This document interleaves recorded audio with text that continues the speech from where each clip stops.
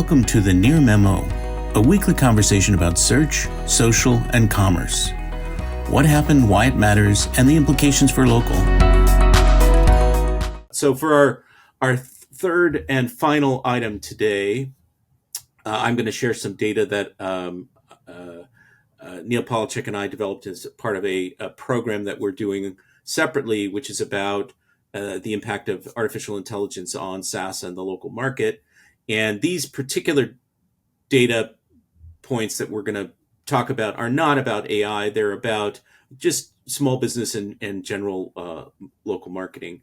So let me share my screen and go over here. So this slide that you can see, hopefully you can see that, Mike. Yeah, I assume. Yes. Okay, great. Yep, totally visible. Great, excellent. So what this slide shows is the result of a recent survey we did of digital agencies, just under 300 respondents, and we asked them a whole bunch of questions, 40 plus questions. These are US based, and they range from very small agencies to agencies with more than 500 people, more than millions and millions of dollars in revenue. So this is an aggregate view of the answers. It's not small agencies in particular or large agencies. So on the left column, you see services offered, and this is an incomplete list. This is just the top services, what they offer to their customers, their clients, and what they perceive on the right to be the demand of their clients. And it sort of corresponds, or it mostly corresponds. This is sort of the frequency of the offering. So everybody's offering. Would you summarize these two lists just for the listeners who aren't watching this on YouTube? Yes. Okay. Thank you for that reminder. So on the left column, the services offered, the top services in order of how commonly offered they are: website and app design, then social media marketing, organic social media, then profile management like GBP, SEO, review and reputation management, content marketing, which is presumably in support of SEO in many cases, paid search, and in the eighth position, paid social. Over on the client demand side, and this is the agency's perception of client demand. This is not the clients themselves. It's what the agency thinks the clients are interested in. It goes web design, SEO, social media, organic social media marketing, profile management, paid social, brand marketing, email marketing, and content marketing. So there's a little bit of a disconnect between the two lists. And the brand marketing appears on the client demand side in the top group, but it doesn't appear in terms of the services offered on the left side. So interestingly, the agencies are not offering brand marketing as one of the top services, but they see it as a client demand. And we don't know right now from this slide if this is only larger advertisers or smaller advertisers, but I could go in and check that, but I can't do that in real time. And then email marketing is another thing that they perceive clients to want that is not among the top services that they're offering. Now, do you think it's not among the top email marketing, which is obviously very effective, and we've shown it? Yep. Numerous surveys show it to be very effective. Do you think it's not among a top service because they're not expert in it, because they outsource it, because they let somebody else do it, or because they don't perceive the opportunities or the benefit? I mean, curious to understand why it wouldn't be number 2 or 3 on the list of services offered. Yeah, it's given its effectiveness. Consistently, email marketing, historically, the top 3 in-demand services among small business marketers are, websites, social, and email. Depending on the survey, you get them in different orders. Mm-hmm. And so it is curious that email, for large marketers, that may be handled entirely in-house. Right, sort of larger brands and marketers, they may entirely handle it in-house, so they may not perceive demand there. For smaller companies, smaller clients, it's not clear to me. I don't have a good answer for you. It may be a similar kind of thing where there's some amount of that's being done in a DIY capacity.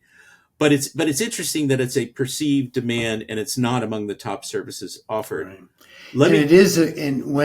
It can be complicated. In other words, if you're segmenting your lists in any way and trying to keep your lists updated, it can be time consuming and demanding of a business. And it seems to me that agencies could have a role to play in making that more efficient. Well, you have to have the customer list. Obviously, if Right. if you're going to do email marketing, then the client has to give you their customer list or give you access to their CRM. At the smaller end, many of these people may not have really well organized customer lists or a formal CRM. So it may be that there are certain kinds of operational obstacles when you're talking about small businesses that these agencies can't bridge. So let me show now a slide that is from an earlier survey that we did. We did in basically sort of the late December, early January timeframe of this year, which was among 1,000 small businesses, and it was a very extensive survey. We asked them, among many other questions, what are the most effective marketing channels? Where are you getting the best results? And I think the list of channels is longer than this, but this is sort of the top 13. And it goes number one in terms of perceived effectiveness among small businesses is social media organically, and then paid social. So social is the top two slots, organic and then paid. Paid search, email marketing number 4, SEO number 5, profile management, GBP, number 6. Traditional media, interestingly, comes in at number 7, in the middle of the list, essentially, which is defined as radio, TV, direct mail. But only used by 21% of your respondents, right? Right, that's right. Social and paid social social was 54% of your respondents. Right. So social is far and away the most commonly used and most effective, according to them, perceived effective channel. These small businesses are all over social.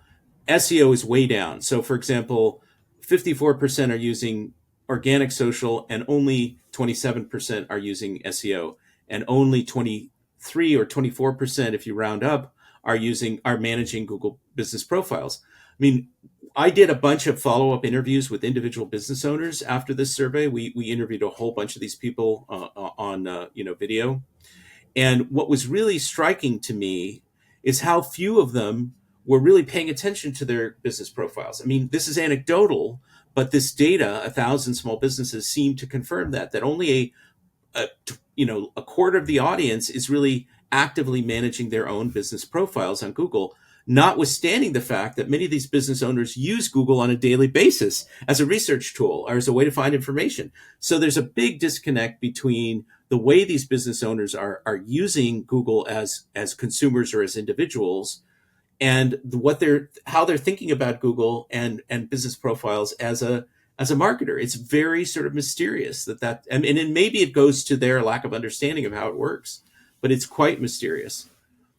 Just to continue with the rest of the list, after traditional media, number 8 is video, like YouTube, display advertising, and then incredibly mysteriously, number 10 in terms of what they perceive to be the most effective, review and ratings management. So they are not perceiving review and ratings management as an effective marketing vehicle for them, which is really super mysterious, given that they instinctively know that reviews are really important and they use reviews probably in their lives as consumers, then webinars, influencer marketing, and podcasts. Right. And as we see in our consumer research survey, 65% of them mention reviews as important to them. The other 35% don't say it, but it's clear that they're influenced visually by them. So it's a very high number of consumers are influenced one way or another by reviews. The Near Media research is behavioral research. We see people engaging with reviews and looking at reviews and talking about reviews as an important consideration in who they decide to work with. We don't see them reading reviews in depth, but they're definitely paying attention to reviews, and it's the number 1 or number 2 consideration in most of these verticals that we've worked with. So there's a really massive disconnect between, at least in the case of small businesses, and often large businesses neglect reviews too. In the case of small businesses, they are not paying much attention to managing their reputations. And this did not specify whether it was just Google or across the web, but this indicates, at least directionally, that they're just not investing time, or they don't perceive it. This is not I would have to go in and show you another slide in terms of what they use. But what they use and what they think is effective are more or less consistent. But they are not investing time in reputation management, which is a completely bizarre thing. Whereas, social is the dominant channel in terms of their time and attention and perceptions of effectiveness. Yeah, So let part of me, the problem is revolves around the segmentation of all this, when in the end, it's all related, right? Where both at a tactical level and at a brand level. At a tactical level, for example, gathering email addresses is critical to, and text phone numbers is critical to a review management process. right. Review management is It's critical all to related. It's all engagement. It's all related, right? Photos are related. You put them up to the GBP, you put them on your website, they increase engagement, they increase brand awareness, they increase all the things that appear to influence rank.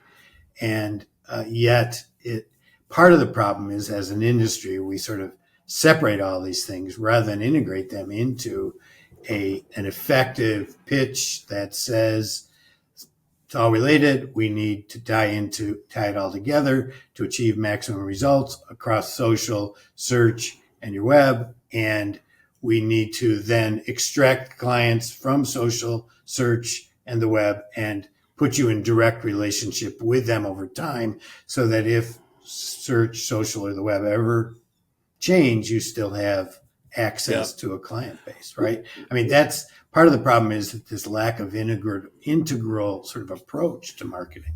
I'm wondering if there's a failure here in terms of education among these small business customers, and we define small business to include more than 100 head count. So I've done a lot of segmentation on this data, and the answers vary slightly depending on whether you're talking about very, very small businesses or sort of larger businesses. But nonetheless, this is an aggregated view. Is this a failure of education? To educate them about the importance of SEO, to educate them about the importance of profile management, to educate them about review and reputation management and the relationship between that and ranking on Google. That seems to me to be in the background here, is that these businesses don't fully understand how these things fit together. I mean, sort of the flip side of what you're talking about, integrated marketing. There's a basic lack of understanding of the role that all these things play in visibility, at least on Google. I mean, they seem to get the social media proposition very clearly, and I think they're overweighting social, right? I mean, I think this list reflects an imbalance in terms of their understanding of the relative value of social and search. Search is at least as important as social. I mean, you use them in tandem. Build Well, your brand on particularly if social. finding new clients is the goal, then search is, definitely. Well, I mean, client acquisition, customer acquisition is the number one business challenge that small and large businesses and agencies, frankly, cite. What's your biggest business challenge? Customer acquisition, and it's very curious. And in my anecdotal interviews, a lot of these businesses did not really understand. They weren't doing anything on Google Business Profiles. They didn't really understand the role that played in their visibility online. Yet they all knew about AI. They all knew about ChatGPT. Interestingly. That's Google Places, as it were, marketing problem. They've never been able to break through the noise because they've never invested in breaking through the noise. Right? Well, they did for a long time. They did have Google Use and these local kind of training sessions, and they've got this mentor coach network. They sponsored Local U for a number of Right. years.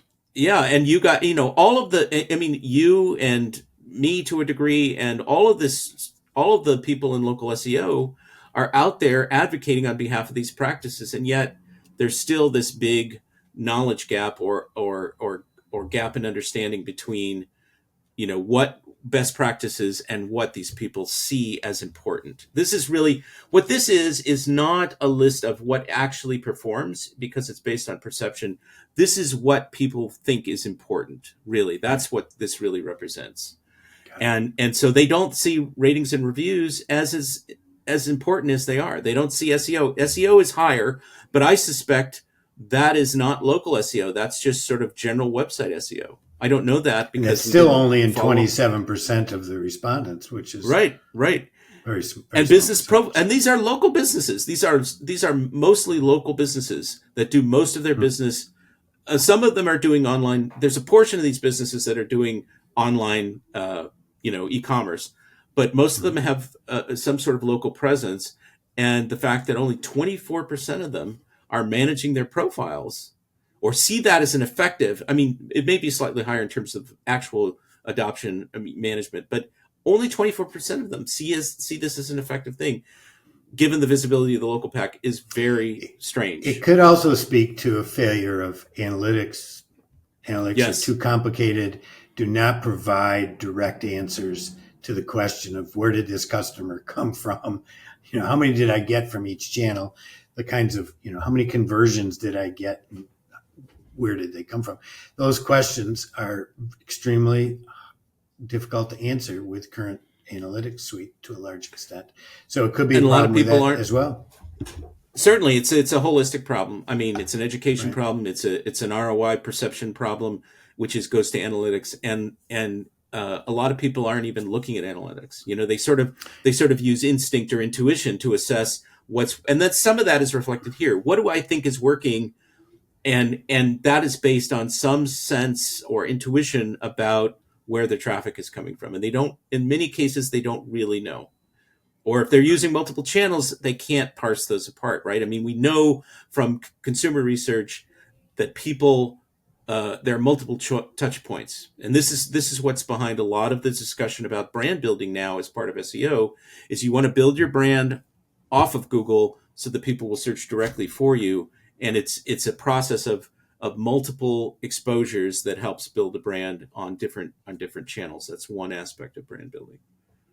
So before we wrap up, I just want to tell people who are listening to the podcast that if you want to see these slides, you can see them in the videos on our website, nearmedia.co, or on our Near Media YouTube channel. They'll be visible on both. Right, and I'll provide a link to more of this information that people can go to if they want to do a little bit more drilling down. That would be great.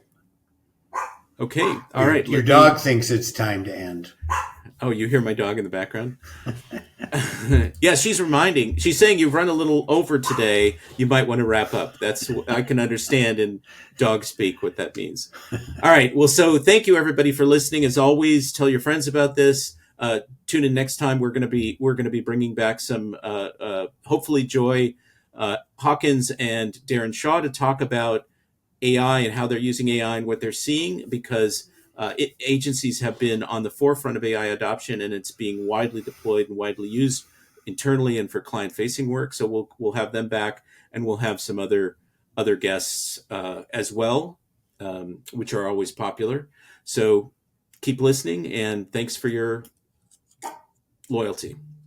Thanks for joining David, Mike, and Greg. To stay on top of the latest developments in local, subscribe to our newsletter at nearmedia.co. We'll see you next week.